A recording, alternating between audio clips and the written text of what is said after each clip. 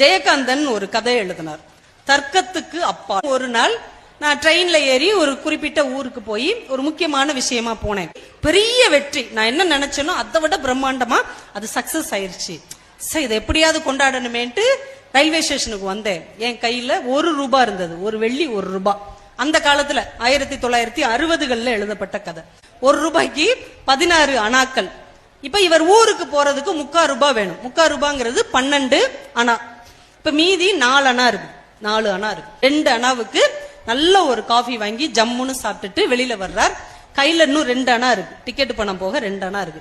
என்ன செய்யலாம் அப்படின்னு யோசிக்க முன்னாடி அவர் பக்கத்துல ஒரு கண்ணு தெரியாத பிச்சைக்காரர் வந்து, ஐயா தர்மம் போடுங்கயான்றார். மீதி இந்த 2 அணா தானே போட்டோம் அப்படின்னு அந்த 2 அணாவை கம்பீரமா போட்டுறார். அந்த பிச்சைக்காரரை தொட்டு தடவி 2 அணானோடனே அவருக்கு சந்தோஷம். ஐயா நீங்க நல்லா இருக்கணும் அப்படின்னு சொல்லிட்டு அப்படியே நகண்டு போயிடுறார்.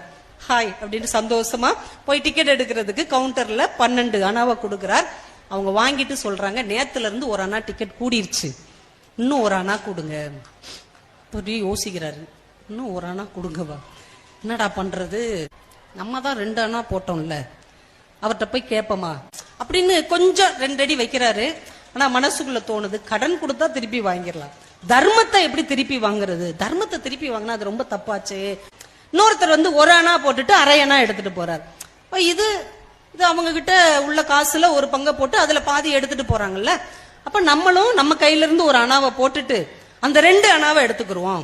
இப்போ 1 அணா கொடுத்த மாதிரி ஆயிடுச்சு, நமக்கு டிக்கெட்டு காசு கிடைச்சிரும். இது ஒன்றும் பெரிய தப்பு இல்லைன்னு நினைக்கிறேன், மற்றவங்களும் அப்படி செய்யறாங்களே அப்படின்ட்டு நேரா போய் அவர் பாக்கெட்ல இருந்து 1 அணா 12 அணால 1 அணாவை எடுத்து இப்படி போட்டுட்டு இந்த 2 அணாவை எடுக்கிறாரு பாருங்க. அந்த பிச்சைக்காரர் கையை பிடிச்சிடாரு.